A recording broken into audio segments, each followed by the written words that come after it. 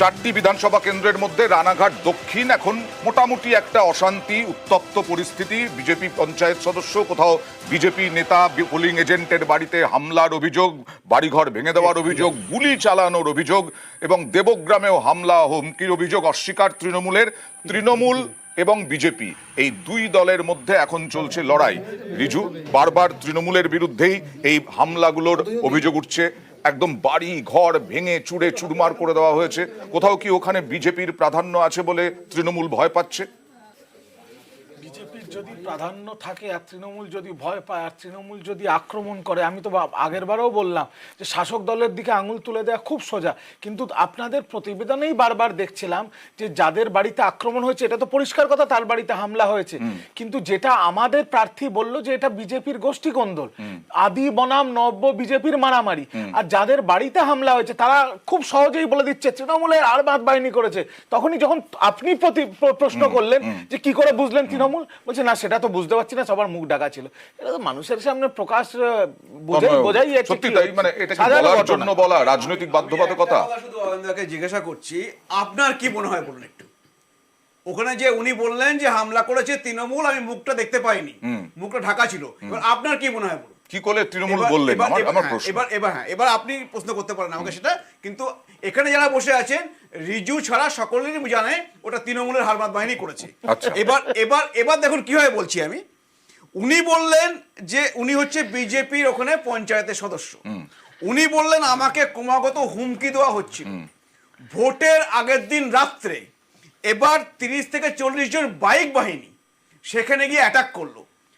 সবসময় জানবেন যে কোনো ক্রিমিনাল অ্যাক্টে একটা মেন্স রিয়া বলে কথা আছে। মেন্স রিয়া মানে কি বলতে পারেন মোটিভ কি। আজকে যদি 30 জন 40 জন ডাকাত যেত ওখানে রাত্রেবেলা, তাহলে তারা বাড়ি থেকে সমস্ত লুটপাট করে আনতো, তারা লুটপাট করতে গিয়েছে।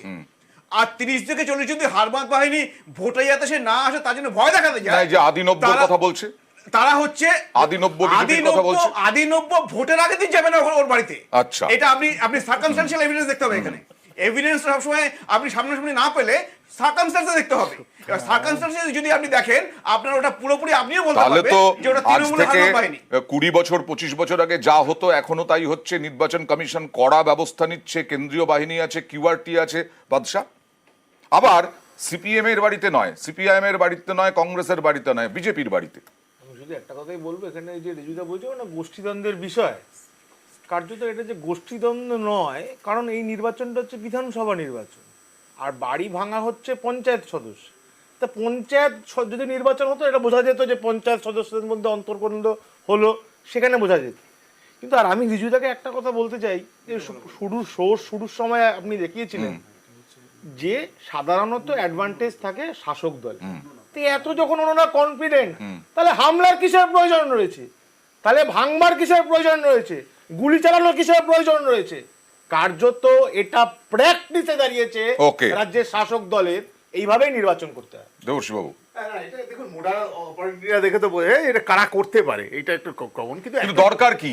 আমি সেটা বলছি, প্রয়োজন কি? দরকার কারণ আমি বলছি যে দুটো মতুয়া অধ্যুষিত অঞ্চল যেখানে কিন্তু বিজেপি বাড্ডা এবং রানাঘাট দক্ষিণ দুটো সিটে যথেষ্ট তার গ্রাসরুটে করেছে। এবং সিএ কেনই আমাদের আলোচনার মধ্যে এলো না, যে এই সিএ ইমপ্লিমেন্ট হওয়ার পরে কিন্তু আরো বিজেপির ভিতটা অপেক্ষাকৃত, মানে আপনি বলছেন শান্তনু ঠাকুর বোঝাতে পেরেছেন, বোঝাতে পারুক না পারুক, দেখুন ওখানে রয়েছে কিন্তু নতুন ইমিগ্রেন্ট যারা অনেক পরে এসছে বাংলাদেশ থেকে, এবং তারা একটা এরকম না নিশ্চয়ই অবশ্যই বাগদা এবং রানাঘাট দক্ষিণে মতুয়া একটা বড় ফ্যাক্টর এবং সিএ একটা ফ্যাক্টর।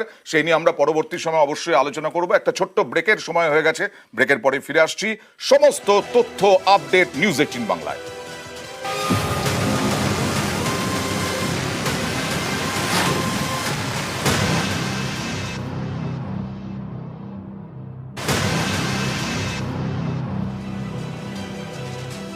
উপনির্বাচন 4 আসনে ভোট গ্রহণ কেমন চলছে সরাসরি আমার প্রতিনিধিরা জানাবেন। আমি অতনু রয়েছি এই পর্বে আপনাদের সঙ্গে, এবং আমার সঙ্গে রয়েছেন অভিজিৎ। সরাসরি দেবগ্রামের ছবি দেখাবো আপনাদের, কারণ দেবগ্রামে কেন্দ্রীয় বাহিনী বিজেপি প্রার্থীর বচসার খবর পাওয়া যাচ্ছে। বিজেপি প্রার্থী মনোজ বিশ্বাস, তাকে বুথে ঢুকতে বাধা দেওয়ার অভিযোগ।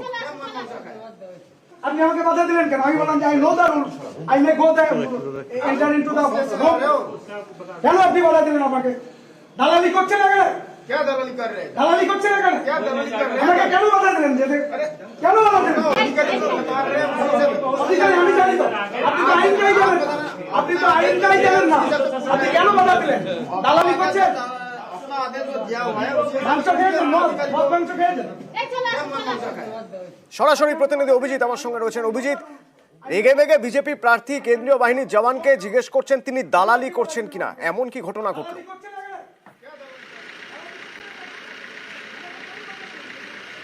দেখো, সকাল থেকেই অতনু বিভিন্ন এলাকায়, রানাঘাট দক্ষিণের বিভিন্ন এলাকাগুলোতে বিজেপি প্রার্থী মনোজ বিশ্বাস তার অভিযোগ যে তৃণমূল আশ্রিত দুষ্কৃতীরা বাড়ি বাড়িতে গিয়ে হুমকি দিয়েছেন এবং ভোটারদেরকে বাধা সৃষ্টি করছেন, এই অভিযোগ তারা করছেন। এবং এরপরই তিনি রীতিমতো বিভিন্ন বুথগুলোতে গিয়ে পরিদর্শন করছেন এবং সেরকমভাবে দেবগ্রাম পাণ্ডপাড়া এলাকায়, সেখানকার পাণ্ডপাড়া প্রাথমিক বিদ্যালয়, সেখানে তিনি যখন যান সেখানে তার অভিযোগ যে কেন্দ্রীয় বাহিনী তাকে বুথের ভেতরে ঢুকতে বাধা দেয় এবং তারপরেই বচসা শুরু হয়। এবং তারপরেই তিনি বলেন যে তৃণমূলের থেকে কি পয়সা খেয়েছেন কেন্দ্রীয় বাহিনীর জওয়ানদের। এবং আমার সঙ্গে রয়েছেন মনোজবাবু, রয়েছেন মনোজ বিশ্বাস সরাসরি রয়েছেন আমাদের নিউজ 18 বাংলার পর্দায়। মনোজবাবু, কি এমন ঘটনা ঘটলো মানে কেন্দ্রীয় বাহিনীর সঙ্গে? আমি অ্যাজ এ ক্যান্ডিডেট আমি ভোট গ্রহণ কেন্দ্রের ভিতরে যেতেই পারি, সার্বিক পরিস্থিতি অফিসারদের সাথে কথা, কোথাও কোনো অসুবিধা নেই। কেন্দ্রীয় বাহিনীর এক জওয়ান সে প্রথমেই আমাকে বাধা দিচ্ছে। আমি বললামও যে আপনি রুল জানেন না, আমি যেতেই পারি। সে আমাকে জোর করেই বাধা দিচ্ছে। তারপরে বললো যে আমি আমার অফিসারের কাছে জিজ্ঞাসা করি। আমি বললাম জিজ্ঞাসা করুন। অফিসার বলেছে হ্যাঁ যেতে পারে। তখন ওর সমস্ত আচরণ, প্রথম থেকেই ওর আচরণ আমার সন্দেহ হচ্ছিল। আমি তো মানে ওই তৃণমূলের সঙ্গে আমি তো বললাম যে আপনি তৃণমূল করেন নাকি, আপনার এই আচরণ কেন? আপনি নিরপেক্ষ, আপনি এখানে প্রশাসনিক কাজ করতে এসেছেন, আপনি যে আইনটা জানেন না সেটা নিয়ে কেন আপনি জোর করছেন? আমি একজন ক্যান্ডিডেট, আমি বলছি যে আমি জানি। আপনি তো বললেন তৃণমূলের দালাল। তৃণমূলের দালালি তো, এদের আচার আচরণ সমস্ত কিছু দালালের মতো। যে জায়গাতে দাঁড়িয়ে আছে চারিদিকে লোক ব্লক। তৃণমূলের দালাল, তৃণমূলের দালালি করছিল কেন্দ্রীয় বাহিনী, সেই জন্য নাকি তাকে ঢুকতে দেওয়া হয়নি। কেন আপনি বাধা দিলেন আমাকে? দালালি করছেন এখানে? क्या दलाली कर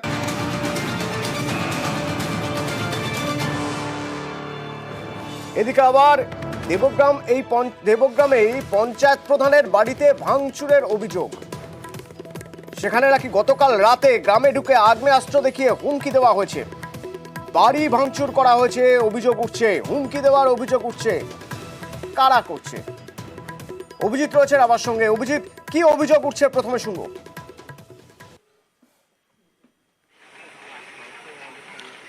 অতনু, দেবগ্রাম গ্রাম পঞ্চায়েতে বিজেপির বক্তব্য যে সেখান থেকে গত লোকসভা ভোটে প্রায় 9,000 ভোটে তারা এগিয়েছিল এবং গত 2-3 দিন ধরে লাগাতার তৃণমূল আশ্রিত দুষ্কৃতীদের বিরুদ্ধে অভিযোগ বিজেপির পঞ্চায়েত প্রধান, দেবগ্রামের পঞ্চায়েত প্রধান শিপ্রা বিশ্বাস, যে গত দিন তাদের বাড়িতে হামলা করে তৃণমূল আশ্রিত দুষ্কৃতীরা এবং বাড়ি ভাঙচুর করে এবং প্রত্যেককে রীতিমতো হুমকি দেওয়া হয় যে যদি কেউ ভোট দিতে যায়, অর্থাৎ আজকে যদি কেউ ভোট দিতে যায় তার দেহ মিলবে রাস্তায়। এবং এই রকমভাবেই এই অভিযোগ। এবং অন্যদিকে যে একের পর এক শুধু দেবগ্রাম নয়, ঘোলা এলাকাতেও সেখানে আগ্নেয়াস্ত্র দেখিয়ে, বন্দুক ঠেকিয়ে সেখানকার একজন যুবককে হুমকি দেওয়া হয়েছে, এমনটাই বিজেপির অভিযোগ। যে সেই যুবকের বক্তব্য তাকে বন্দুক ঠেকিয়ে হুমকি দেওয়া হয়েছে যেন ভোট না দেওয়া হয়। অন্যদিকে স্থানীয় তৃণমূল নেতৃত্বের বক্তব্য যে তারা বুথ স্তরের কর্মী, তারা এই বিষয়ে কিছু জানেন না এবং গোটাটাই মন গড়া অভিযোগ বিজেপির। তবে অভিযোগ পাল্টা অভিযোগে যেভাবে অভিযোগ পাল্টা অভিযোগ চলছে এবং এই অভিযোগ পাল্টা অভিযোগ রানাঘাট দক্ষিণের বিভিন্ন জায়গা থেকে আসছে। আমি রিজুর সঙ্গে একবার কথা বলবো। রিজু আমার সঙ্গে রয়েছেন স্টুডিওয়ে, বিভিন্ন রাজনৈতিক দলের প্রতিনিধি রয়েছেন, রিজু রয়েছেন তৃণমূলের তরফে। রিজু, সকাল থেকে এই ভোট তুমিও দেখছো আমিও দেখছি, এই যে অভিযোগগুলো আসছে, হ্যাঁ কিছুদিন আগে লোকসভা ভোট হয়ে গেল এবং লোকসভা ভোটে ভালোই সাফল্য বলা যেতে পারে তৃণমূলের। তারপরে এই বিধানসভার উপনির্বাচনে এইখানে তৃণমূলের বিরুদ্ধে অভিযোগ উঠছে বারবার। কি মনে হয় কেন অভিযোগ উঠছে? যদি অভিযোগ হয়েই থাকে এবং সেই অভিযোগের সত্যতা যদি থেকেই থাকে তাহলে তার দায় তো তৃণমূলকে নিতে হবে। চারটে কেন্দ্রে উপনির্বাচন হচ্ছে, চারটের মধ্যে তিনটেতে 99% শান্তিপূর্ণ ভোট হচ্ছে, প্রায় 100% শান্তিপূর্ণ ভোট হচ্ছে। একটা কেন্দ্র রানাঘাট, তার রানাঘাট দক্ষিণ অঞ্চলের পার্টিকুলার দুটো জায়গায় দুটো বিক্ষিপ্ত ঘটনা ঘটেছে। এবার সেখানে দুটো পার্টিনেন্ট পয়েন্ট আছে। এক, যার বাড়িতে হামলা হলো, যার বাড়িতে রাত্রে গুলি চললো, যার বাড়িতে গুলির খোল পাওয়া গেল, তিনি বলছেন তৃণমূলের হারমাদ বাহিনী হামলা চালিয়েছে, কিন্তু আমি কাউকে চিনি না। তাহলে তৃণমূল হলো কি করে? এটা আদি আর নব্য বিজেপির দ্বন্দ্ব। আর দ্বিতীয়, বিজেপির প্রার্থী কেন্দ্রীয় বাহিনীকে বলছে আপনি তৃণমূলের দালাল। এটাই তো এক্সিট পোল, এটাই তো এক্সিট পোল। বিজেপির যদি আদি নব্বর দ্বন্দ্ব হয়ে থাকে তাহলে তো সরাসরি বলবে যে আদি বিজেপি, না হলে সরাসরি বলবে নব্য বিজেপি করেছে। তৃণমূল বলছেন কেন? আমি কারণ শাসক দলের দিকে আঙুল তোলাটা খুব সহজ। আরে বিজেপির যে বিজয়ী প্রার্থী ছিলেন তিনি এখন আমাদের দলের প্রার্থী মুকুটমণি অধিকারী, কিন্তু প্রার্থী জেতা প্রার্থী আমাদের দলে এসছে, বিজেপি সংগঠনটাও কি পুরো তৃণমূলে চলে এসছে? সংগঠনটা কোথায় এদের? দেখুন, সমস্যা হচ্ছে যে তৃণমূল জানে এই যে তিনটে অন্তত আছে, চারটে না হলেও তিনটে অন্তত বলবো, যেখানে তৃণমূল হারবে এবং 1 মাস আগে হেরেছে। তো এখন তারা যে করে হোক সেখানে জিততে গেলে কি করতে হবে, তাই তারা করে আসছে যে হচ্ছে আমাদের হচ্ছে কর্মীদের বাড়িতে গিয়ে ভয় দেখিয়ে আসছে, নেতাদের বাড়িতে গিয়ে বাইক বাহিনী গিয়ে গুলি করছে, কোথায় বন্দুক দেখাচ্ছে। তো এই সবগুলোই একটা হচ্ছে যেন তেন প্রকারণে জিততে হবে, কারণ এই সব জায়গাগুলোতে আমরা হেরেছি। তো এইটা হচ্ছে আপনি যেটা বলছেন যে 2024 ভোটে এই তিনটে জায়গাতে, এই বাগদা, রানাঘাট দক্ষিণ, রায়গঞ্জ, কোনো জায়গায় তৃণমূল জেতেনি। এখন এরা হচ্ছে একমাত্র সন্ত্রাসকে অবলম্বন করে আবার জেতার চেষ্টা করছে, যেন গণতন্ত্রকে ধ্বংস করে তারা আবার ওই জায়গা দখল করতে পারে। দেখা যাক সময় আরো গড়াবে এবং বিক্ষিপ্ত দু একটা ঘটনা ছাড়া ভোট এখনো পর্যন্ত শান্তিপূর্ণ। চারটি কেন্দ্রে ঠিক কিভাবে ভোট হচ্ছে প্রতি মুহূর্তের আপডেট গ্রাউন্ড জিরো থেকে আমার প্রতিনিধিরা দেবেন আপনাদের।